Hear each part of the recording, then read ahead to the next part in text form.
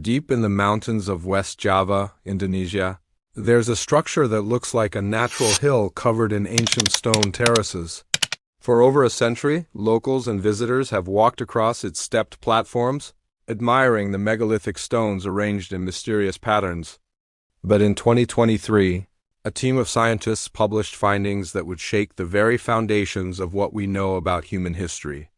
Using ground-penetrating radar, core drilling, and carbon dating, they claim that beneath this mountain lies something impossible: a massive pyramid, carefully constructed by human hands, not 4,500 years ago like the Great Pyramid of Giza, but potentially 27,000 years ago?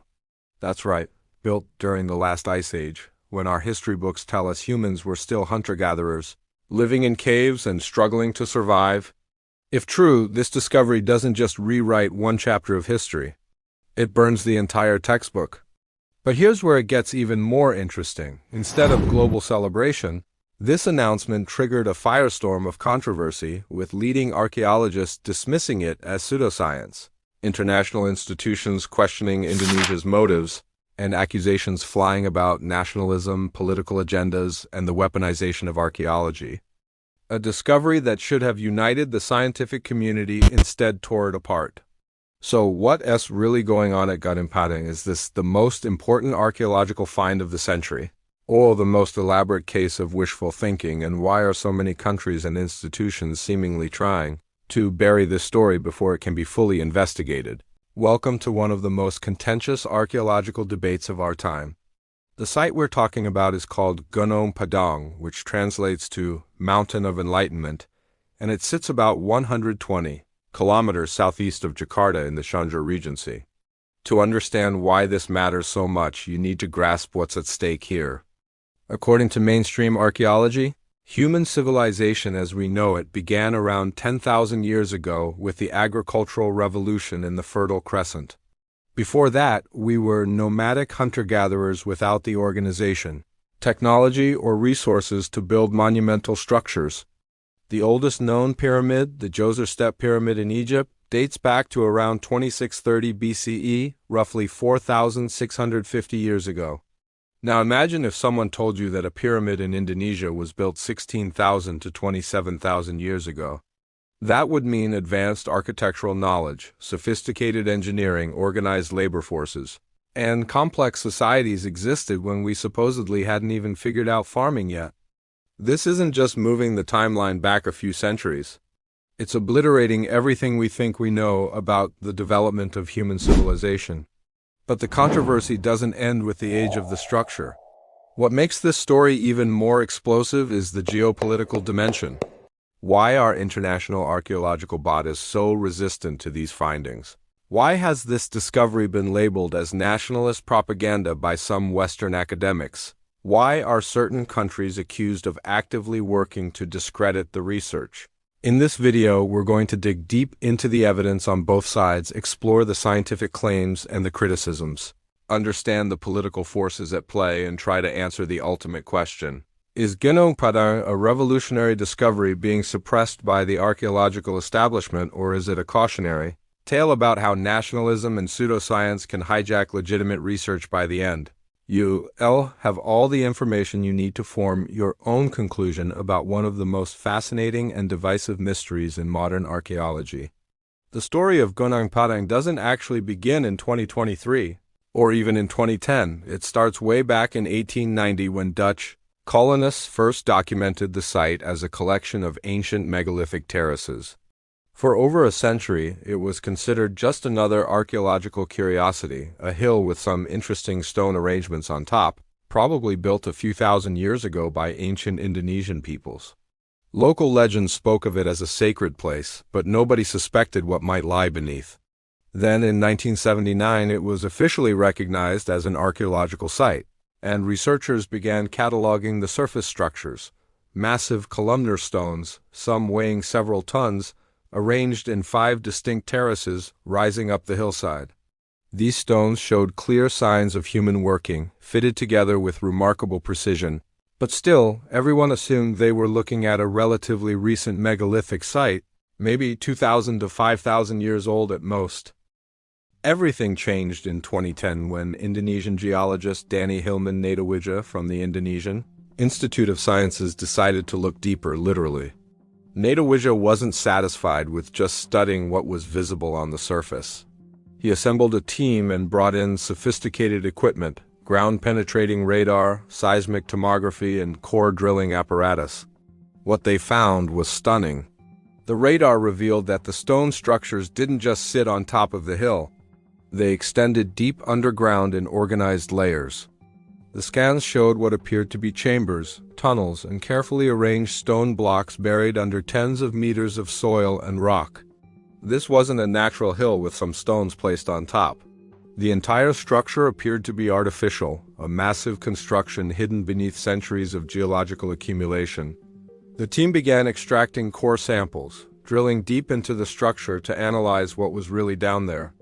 They pulled up evidence of worked stone at multiple depths, showing distinct layers of construction. But here's where it gets really interesting. They also collected organic material trapped between these stone layers, material that could be carbon dated. When the results came back, the numbers were shocking. The deepest layers, 90 feet below the surface, dated to approximately 16,000 to 27,000 years ago. The middle layers came in around 7,000 to 9,000 years old. And the surface structures we'd known about for over a century? Those were the newest additions, dating back 2,000 to 5,000 years. What this suggested was mind-blowing. Construction in multiple phases spanning over 20,000 years. With the original foundation laid during the last ice age, Natawija's team published their findings, claiming they had discovered evidence of a sophisticated ancient civilization in Indonesia that predated anything previously known. The structure, they argued, was a step pyramid, built with advanced knowledge of engineering and astronomy. They pointed to the precision of the stone cutting, the deliberate arrangement of chambers that seemed to have specific purposes, and the sheer scale of the construction. Some chambers showed signs of being designed for acoustic purposes, others seemed aligned with astronomical phenomena. The implications were staggering. If humans were building complex pyramids 27,000 years ago, then everything we thought we knew about the progression of human civilization was wrong. We weren't primitive hunter-gatherers at that time. We were architects, engineers, astronomers. The discovery suggested that Indonesia might have been home to one of the world's first advanced civilizations, a civilization that has been completely lost to history, buried under millennia of geological change, and forgotten by time itself. The question was, would the archaeological world accept these extraordinary claims, or would they demand extraordinary evidence to truly understand why Gunung Padang sparked such intense controversy? We need to grasp exactly what's at stake if these findings are accurate. We're not just talking about finding an old building. We're talking about completely rewriting the story of human civilization. Let me put this in perspective. According to everything we've been taught, human history follows a fairly clear progression. For most of our existence as a species, roughly 300,000 years, we were hunter-gatherers living in small, mobile groups. We made stone tools, we hunted, we foraged, we survived. Then around 12,000 years ago, something revolutionary happened. The Neolithic Revolution, the birth of agriculture. Humans in the Fertile Crescent, in what's now Iraq, Syria, and Turkey, figured out how to domesticate plants and animals. This changed everything. Permanent settlements emerged because people no longer needed to follow food sources. With reliable food surpluses came population growth, specialization of labor, social hierarchies, and eventually, civilization. The first monumental architecture appeared around 11,000 years ago with Göbekli Tepe in Turkey, massive stone circles that required organized labor and planning. Then came the first cities, like Cataluyuk and Jericho, around 9,000 years ago. Writing emerged about 5,000 years ago in Mesopotamia and Egypt. And the first pyramids, those iconic symbols of advanced civilization, were built in Egypt starting around 4,650 years ago. This timeline has been confirmed by thousands of archaeological sites, countless artifacts, and decades of careful scientific research. It's not just a theory. It's the framework that explains how we went from small bands of nomads to complex societies with kings, priests, artists, and architects. Now, imagine if Gunung Padang is really 27,000 years old. That would mean sophisticated pyramid construction was happening 17,000 years before agriculture, 22,000 years before the first cities, and 22,350 years before the Egyptian pyramids. It would mean that during the last glacial maximum, when ice sheets covered much of the northern hemisphere, and sea levels were 120 meters lower than today when Europe was frozen tundra and humans were supposedly struggling just to stay alive, there was a civilization in Indonesia advanced enough to quarry massive stones, transport them, shape them with precision, and assemble them into a massive pyramid complete with internal chambers and astronomical alignments. This civilization would have needed a large, organized population, a social structure capable of mobilizing thousands of workers, advanced knowledge of engineering, mathematics, and astronomy, and the surplus resources to dedicate to monumental construction rather than just survival. If this is true, then where did this civilization come from? Where did they go? Why is there no evidence of their cities, their tools, their art, their writing? And most provocatively, what else don't we know about human history? This discovery would open the door to all sorts of questions that mainstream archaeology has dismissed for decades. Were there other advanced Ice Age civilizations? Could there be truth to legends of Atlantis or other lost civilizations? Did ancient peoples have knowledge and capabilities we've vastly underestimated? It would also raise uncomfortable questions about Eurocentrism in archaeology. The narrative of civilization beginning in the Middle East and spreading outward has dominated for so long that alternative origin stories, especially from Asia, Africa, or the Americas, are often met with extreme skepticism. If Indonesia had advanced civilization 27,000 years ago, it would mean that the center of human development might have been in Southeast Asia, not the Mediterranean. It would force us to consider that the story of human progress might be far more complex, more global, and more ancient than we ever imagined. And that's exactly why this discovery has become so controversial. The response from the international archaeological community to the Gunung Padang claims was swift and, in many cases, brutal.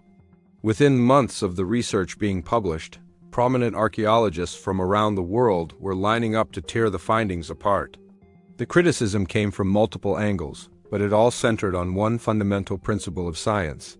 Extraordinary claims require extraordinary evidence.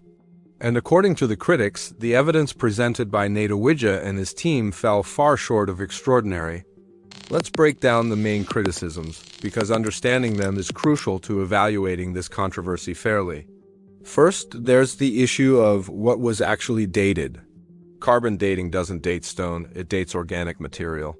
The team collected samples of organic matter, soil, and carbon trapped between and around the stones at various depths.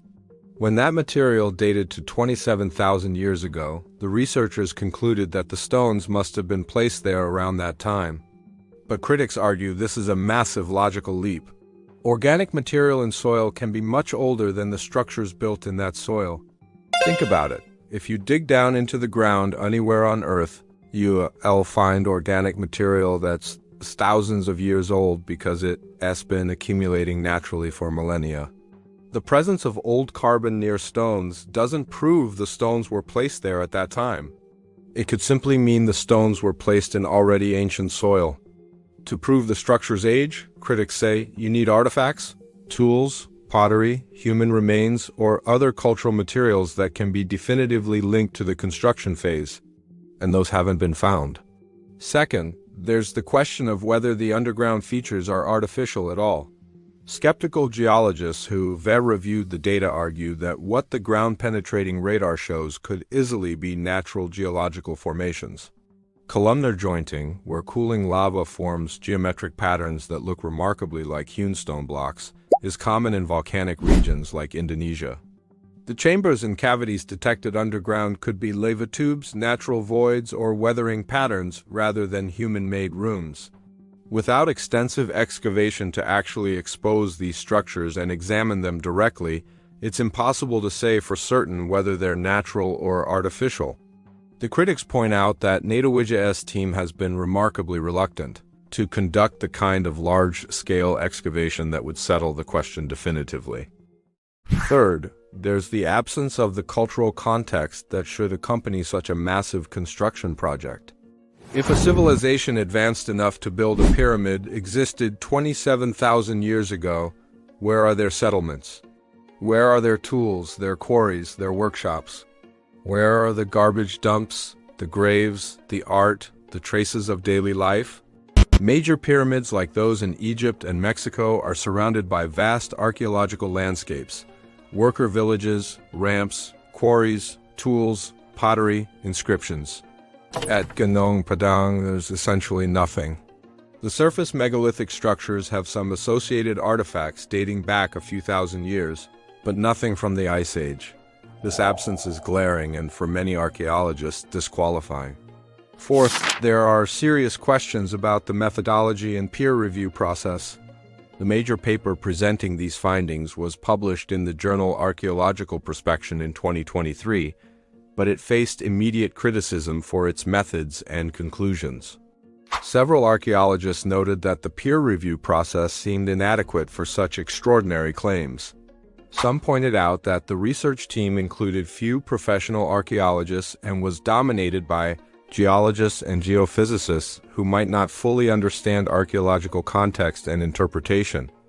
There were also concerns about potential conflicts of interest, given that the Indonesian government was funding the research and had a vested interest in promoting the site as a major tourist destination and source of national pride. When science becomes entangled with politics and nationalism, critics argue objectivity suffers. The backlash wasn't just academic. It was personal and political, and it set the stage for an even bigger battle over who controls the narrative of human history. To understand why Gunung Padang became so controversial, you can't separate the science from the politics. This isn't just an academic debate happening in journals and conferences. It's become a flashpoint for nationalism, cultural identity, and geopolitical tensions. And that's where things get really complicated. The Indonesian government hasn't just supported the Gunung Padang research. They've embraced it enthusiastically, investing millions of dollars into the site, promoting it as evidence of a great ancient Indonesian civilization, and positioning it as a future UNESCO World Heritage Site and major tourist attraction.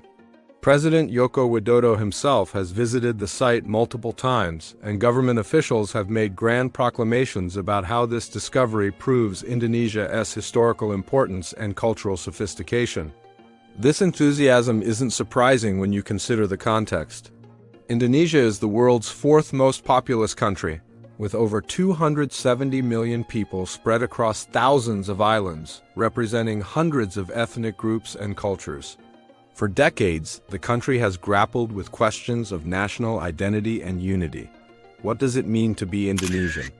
What shared history and heritage can bind such a diverse population together? The Gunung Padang discovery offered a powerful answer, an ancient indigenous civilization that achieved greatness long before any outside influence. It's a narrative of homegrown genius, of Indonesia as not just a participant in world history, but potentially as the birthplace of civilization itself. It's no wonder the government jumped on board. But this is exactly what makes international archaeologists nervous. History is littered with examples of archaeology being weaponized for nationalist purposes. In the 1930s, Nazi Germany twisted archaeological findings to support their racial theories and claims of Aryan superiority. In the 1990s, Hindu nationalists in India used disputed archaeological claims about the Babri Masjid Mosque to fuel sectarian violence. More recently, China has invested heavily in archaeological research that supports its territorial claims and presents Chinese civilization as uniquely ancient and continuous. When governments become heavily involved in archaeological interpretation, especially when it supports nationalist narratives, red flags go up immediately in the scientific community. Critics of the Gunung Padang research have openly accused the Indonesian government of pushing a Nusantara civilization agenda, using archaeology to build national pride and possibly even to support territorial or cultural claims. They point out that the research has been fast-tracked with government money while international collaboration and independent verification have been limited. Some have suggested that Indonesian researchers feel pressure, whether explicit or implicit, to produce findings that support the government's narrative. When your funding depends on finding evidence of ancient greatness, can you really remain objective? These are serious questions that go to the heart of scientific integrity. But here's where the counter-argument gets interesting. Critics of the critics accuse Western archaeologists of their own bias. They argue that the archaeological establishment has long been dominated by European and American institutions that have historically dismissed or minimized non-Western achievements. There's a well-documented tendency in archaeology to attribute advanced ancient technologies in places like South America, Africa, or Southeast Asia to outside influence rather than indigenous innovation. When Great Zimbabwe's sophisticated stone architecture was first studied, European archaeologists refused to believe Africans could have built it and attributed it to Phoenicians or other external groups. When the Nazca lines were discovered in Peru, some suggested they must have been created by aliens or ancient astronauts rather than accepting that indigenous peoples had the sophistication to create them. Is something similar happening with Gunung Padang? Are Western archaeologists so invested in the current timeline of civilization, which centers the Middle East and Mediterranean, that they're unwilling to seriously consider evidence that would shift the focus to Southeast Asia? Or are Indonesian researchers so eager to claim ancient glory for their nation that they re-seeing patterns where none exist? The truth is probably somewhere in the middle, but the polarization has become so intense that finding that middle ground seems almost impossible. What started as a scientific question has become a battle over who controls the story of human history. The Gunung Padang controversy extends far beyond Indonesia's borders, touching on sensitive issues about international cooperation, academic colonialism, and who has the authority to interpret the past. When we talk about countries targeting this research, we need to understand the complex web of institutional relationships, power dynamics, and competing interests that govern archaeology on a global scale. Let's start with UNESCO, the United Nations Educational, Scientific, and Cultural Organization, which maintains the World Heritage List and has enormous influence over which sites receive international recognition, funding, and protection. The Indonesian government has made no secret of its desire to have Gunung Padang designated as a World Heritage Site, which would bring prestige, tourism, revenue, and international validation. But UNESCO operates on strict scientific criteria, and its advisory bodies are staffed by international experts who've been highly skeptical of the age claims. Behind the scenes, there have reportedly been intense discussions, with some UNESCO advisors warning that premature designation based on controversial findings could damage the organization's credibility.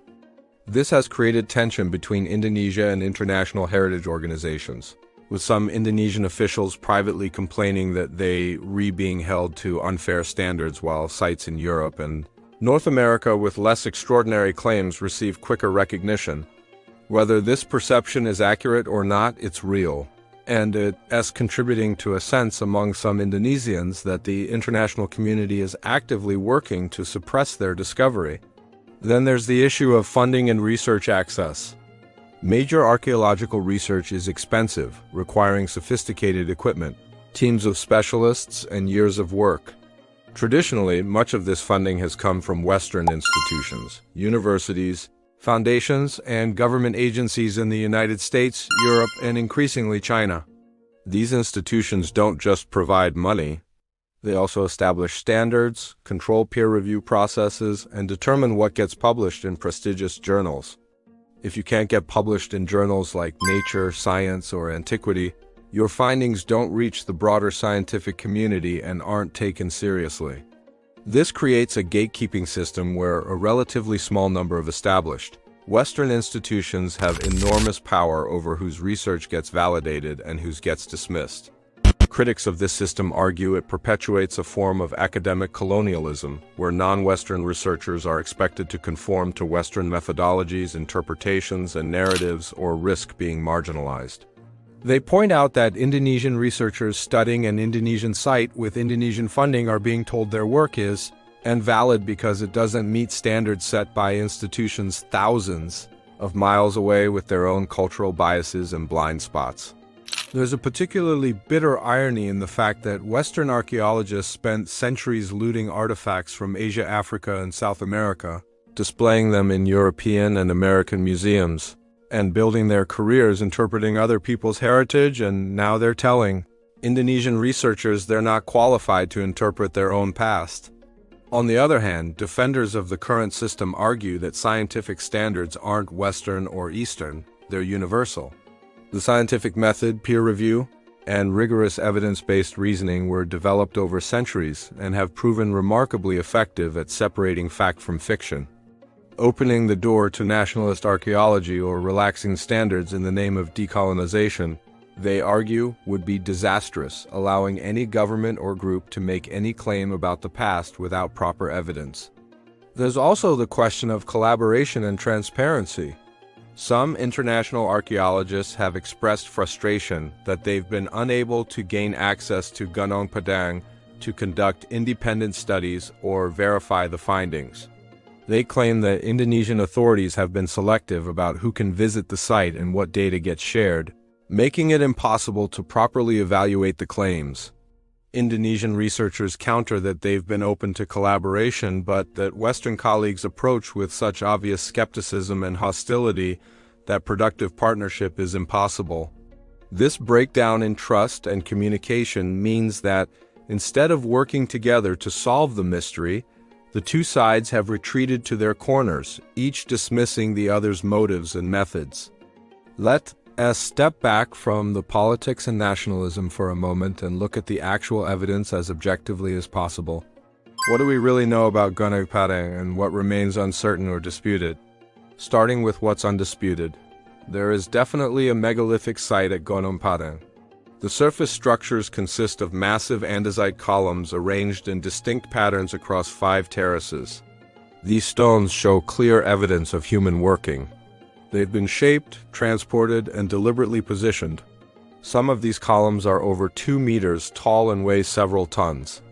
The surface site has been dated through various methods to somewhere between 2,000 and 5,000 years old, which places it well within the known period of megalithic construction in Indonesia.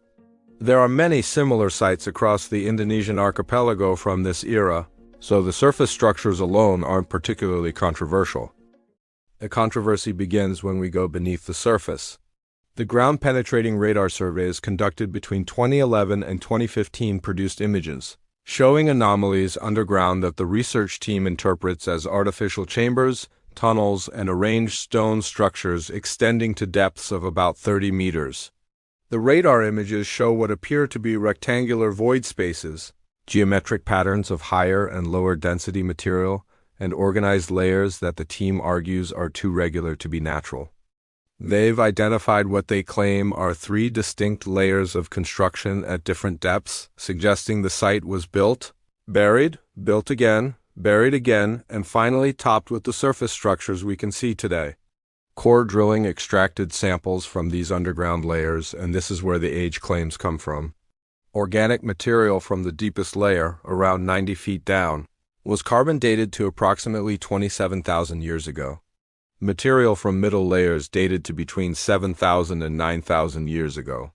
Surface layers came in at 2,000 to 5,000 years old.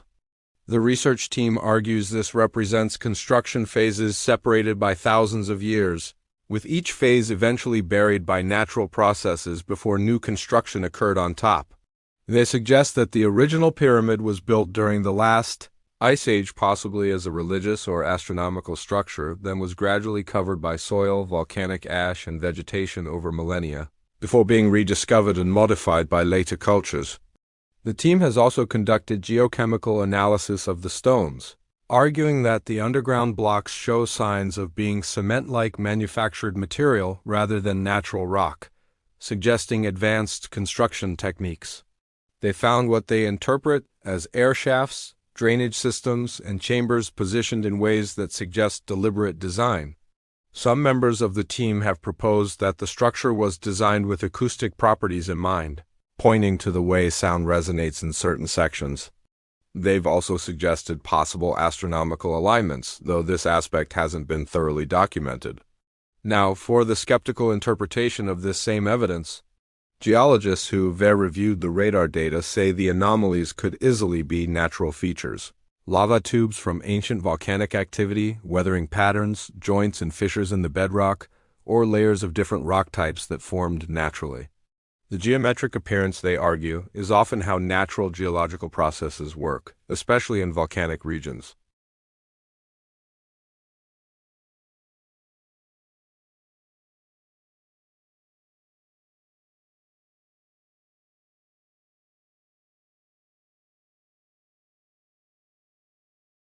When you drill down and find 27,000-year-old carbon, you're detecting ancient organic material that was in the soil, but that doesn't prove anything was built then. To establish construction date, you need artifacts directly associated with the construction process. Tools dropped by workers, organic material in mortar, charcoal from fires used during construction, or cultural materials sealed under or within the structure. These haven't been found. The geochemical claims about manufactured cement have been disputed by materials scientists who say the stone composition is consistent with natural volcanic rock. To properly evaluate the Gunung Padang, it helps to look at other cases where controversial archaeological claims were initially dismissed by mainstream academia but later proved accurate, as well as cases where initial excitement turned out to be misplaced. This historical context is crucial because it shows us that scientific consensus can be wrong and that skepticism, while important, shouldn't become dogmatic rejection. Let's start with one of the most famous examples, Troy. For centuries, Homer's Iliad was considered pure mythology, a fictional story with no historical basis. When German businessman Heinrich Schliemann announced in the 1870s that he discovered the actual city of Troy in modern-day Turkey, professional archaeologists mocked him. He was an amateur, they said, a treasure hunter with no formal training who was destroying the site with crude excavation methods. Many insisted Troy never existed and that Schliemann had simply found some random ancient settlement and projected his Homeric fantasies onto it. They were wrong. Schliemann had indeed found Troy, and while his methods were problematic by modern standards, his discovery revolutionized our understanding of Bronze Age Greece and proved that some legendary accounts contain historical truth. Today, Troy is a UNESCO World Heritage Site, and nobody doubts its existence or importance. The lesson here is that outsiders with unconventional ideas can sometimes see what establishment experts miss. But there's also a cautionary element. Schliemann did cause significant damage with his enthusiastic but unsystematic digging, showing why rigorous methodology matters. Then there's Göbekli Tepe in Turkey, discovered in the 1990s by German archaeologist Klaus Schmidt. When Schmidt announced that this massive stone circle complex dated to 11,000 years ago, predating agriculture and permanent settlements, many archaeologists were deeply skeptical. The prevailing theory held that hunter-gatherers couldn't possibly organize the labor and resources to build monumental architecture. Complex structures were supposed to come after agriculture, not before. But as more excavation proceeded and the evidence accumulated, the skeptics had to admit they were wrong. Göbekli Tepe did predate agriculture, which meant the established timeline needed revision. This discovery taught us that hunter-gatherer societies could be far more sophisticated and organized than previously thought. It opened the door to reconsidering human capabilities in prehistoric times. On the flip side, we have cautionary tales like the Bosnian pyramids. Since 2005, Samir Osmanagic has claimed that hills near Visoko, Bosnia, are actually ancient pyramids, possibly the largest and oldest in the world. He's attracted significant media attention, government support, and tourist revenue. However, geological surveys by international experts have conclusively shown that these are natural hills, not artificial structures. The geometric appearance that Osmanagic interprets as evidence of construction is simply how sedimentary rock layers form naturally. Despite being thoroughly debunked, the pyramid claims continue because they become economically important to the local area and politically useful for promoting Bosnian nationalism. This case shows how pseudoarchaeology can gain traction when it serves economic and political interests, regardless of scientific evidence. Similarly, there's the case of the Bimini Road in the Bahamas, underwater rock formations that some have claimed are remnants of Atlantis or other lost civilizations. Geological analysis has shown these are natural beach rock formations, not artificial constructions, but the claims persist in popular culture. The pattern here is instructive. Natural geological features that appear geometric or organized can easily be misinterpreted as artificial by those predisposed to see ancient civilizations. Volcanic columns, sedimentary layers, weathering patterns, and geological joints can all create remarkably regular shapes that look constructed but aren't. So where does Gunung Padang fit in this spectrum? Is it more like Troy and Göbekli Tepe, where initial skepticism will eventually give way to revolutionary new understanding? Or is it more like the Bosnian pyramids, where natural features are being misinterpreted through the lens of nationalist desire for ancient glory? The honest answer is that we don't yet know for certain.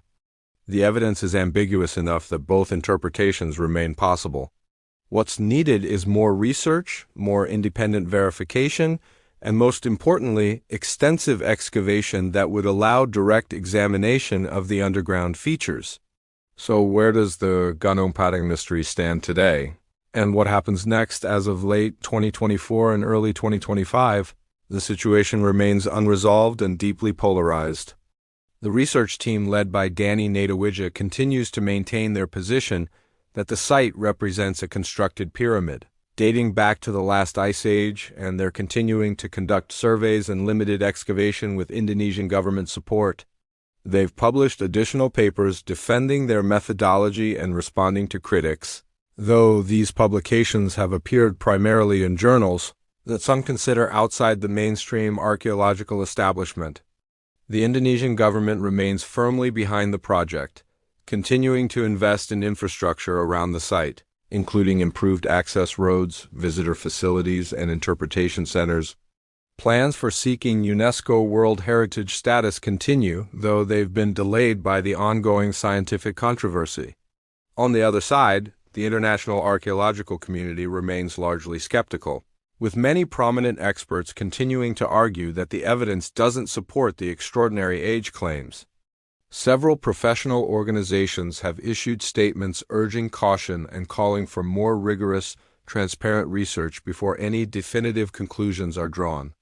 Some critics have softened their tone slightly, acknowledging that the site deserves further study even if the Ice Age construction theory seems implausible.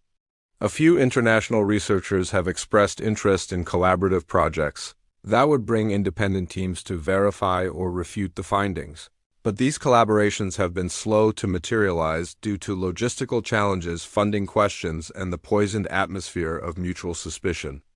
What's really needed to resolve this controversy is clear, large-scale, systematic excavation of the underground features identified by radar. Instead of relying on core samples and geophysical surveys, archaeologists need to actually dig down to these alleged chambers and structures and examine them directly. This would definitively answer whether they're natural or artificial. If artificial, careful stratigraphic excavation would allow proper dating through multiple methods and would almost certainly turn up the artifacts, tools, and cultural materials that are currently missing. Such an excavation would be expensive and time-consuming, potentially taking years and costing millions of dollars, but it's the only way to settle the question scientifically. However, there are significant obstacles to this kind of excavation. First, there are legitimate conservation concerns. If there really is an ancient structure down there, aggressive excavation could damage it. The Indonesian authorities have expressed reluctance to authorize large-scale digging that might destroy what they believe is an invaluable heritage site. Second, there's the political reality that a definitive excavation proving the site is natural would be embarrassing for the government officials who championed it and would eliminate a potential tourism and prestige asset. There may be little incentive for Indonesian authorities to risk that outcome. Third, there's the challenge of ensuring such an excavation would be conducted and interpreted fairly, with international participation and transparent methodology that both sides would accept as legitimate. In the meantime, Gunung Padang has become something of a litmus test in broader debates about archaeology, nationalism, and how we understand human history. For some, it represents the exciting possibility that we vastly underestimated our ancestors, and that the story of civilization is far older and more complex than we thought. For others, it's a cautionary tale about the dangers of mixing science with politics and the importance of maintaining rigorous standards even when findings are disappointing or conventional.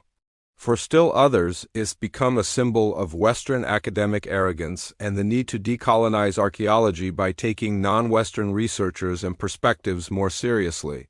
What's certain is that this controversy won't be resolved through debate alone. It requires more evidence, more transparent research, and ideally, cooperation between Indonesian researchers and international experts who can put aside their suspicions and work together toward the truth. Whether that will happen remains to be seen. The site continues to attract visitors, researchers, and attention. Local communities have embraced it as a source of pride and economic opportunity.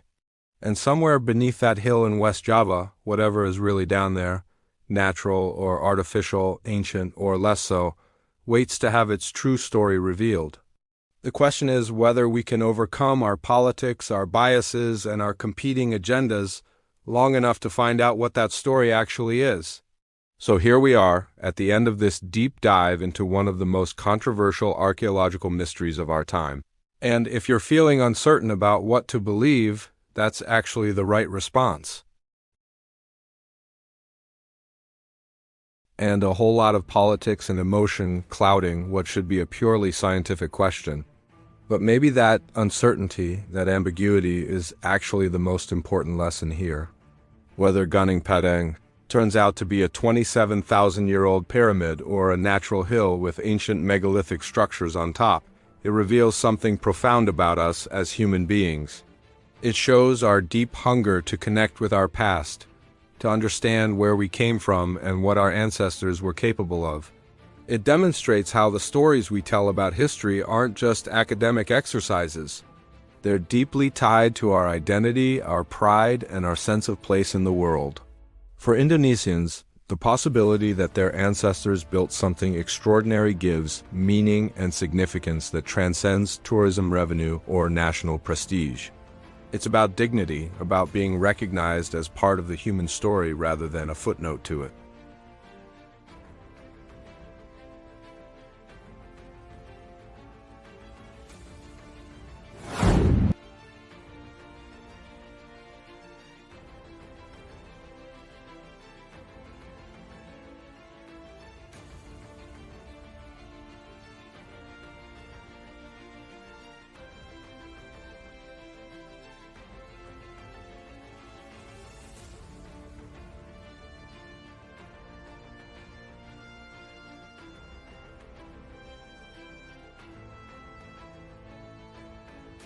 What happens next with Gunung Padang will tell us a lot about whether we're capable of that kind of intellectual honesty.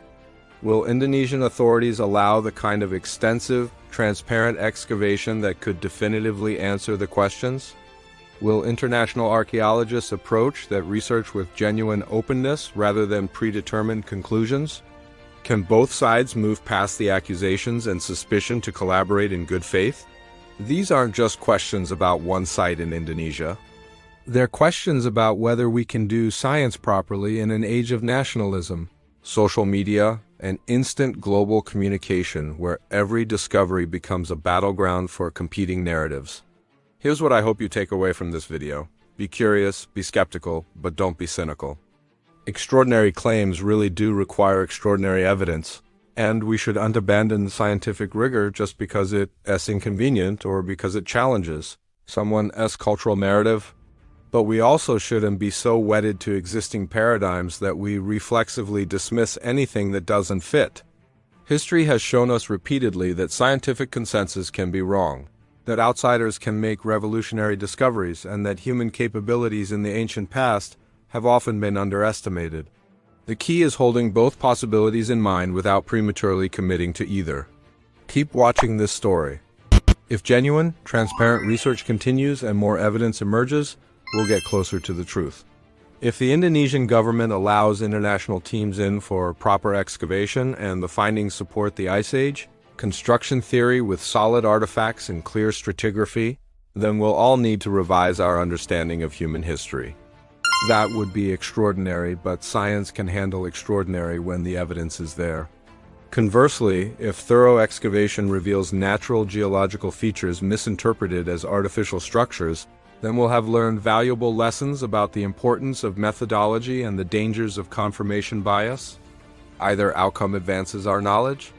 Until then, stay informed, think critically, and remember that the search for truth is more important than being right. If you found this video helpful, consider subscribing because this story is far from over, and I'll be following it as new developments emerge. Drop a comment below with your thoughts. Do you think Gunung Padang is a revolutionary discovery waiting to be confirmed?